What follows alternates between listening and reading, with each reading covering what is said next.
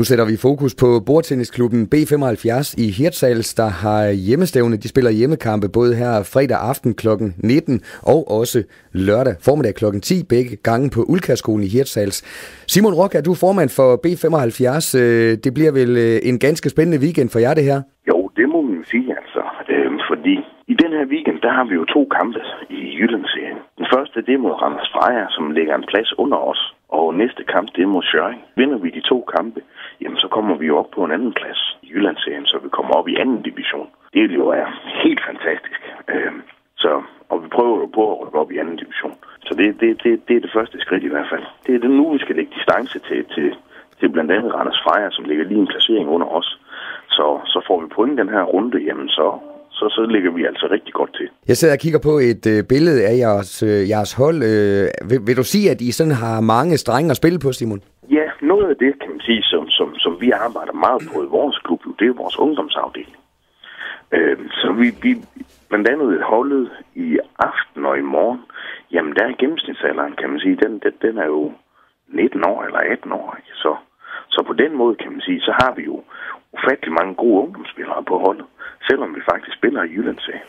Og man kan sige, at vores ungdomsarbejde, det er jo virkelig det, som vi lever for. Vi har selvfølgelig et par gamle ræve, kan man sige, på holdet, men præcis den her weekend, der bliver det sådan, at vi kører meget med vores ungdomsspillere. Der er jo mange ting stadigvæk i spillet, som ungdomsspillerne stadigvæk skal lære. Og der er det jo godt at have, kan man sige, nogle gode voksne mennesker på holdet. Men blandt andet den her weekend, hvor vi virkelig stiller stærke hårdlæg, jamen, der har vi jo Tobias Winter, eller man kan sige Daniel Christensen, som er vores ungdomsspiller. Han er 19. Andreas Rocha, han er 19. Johan Chen er 19. Og Emil Jangvik, han er 16.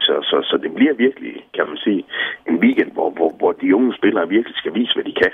Og det er jo vigtigt, at vi får pointene. Og vi kan sige til folk, at der er gratis adgang på Ulkærskolen, og det er altså i aften kl. 19 B75 Randers, og så er det i morgen mod Schjørring, og det er kl. 10, og så er der jo også serie 3 og serie 1 kampe. Men Simon, lige til slut, hvis man sådan kigger det her med jeres ungdomsfokus, kan I også få sådan, hvad kan man sige, børn helt ned i måske 5, 6, 7, 8 års alderen til at spille bordtennis. Har I succes med det også? Det må man sige.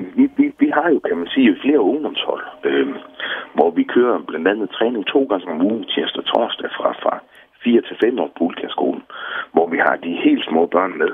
Der er den yngste, han er 5 år, så det er jo fantastisk, og vi arbejder ude på skolerne med SFO-ordningerne, hvor vi kommer for alvor i gang, kan man sige nu her. Så det er rigtig spændende at ungdomsarbejde. På falderebet, så vil jeg jo også gerne sige lidt om sponsorer, hvis jeg må det. Det må du i hvert fald. Vi har jo lige modtaget sponsorstøtte fra Spar Nord-fonden, og det er jo ganske dejligt. 20.000 kroner. Det var vi glade for. Men igen kan man sige, med det ungdomsarbejde og det fokus, vi har på det, ikke, jamen så kræver det jo også et tæt samarbejde med nye sponsorer i Hirtshals.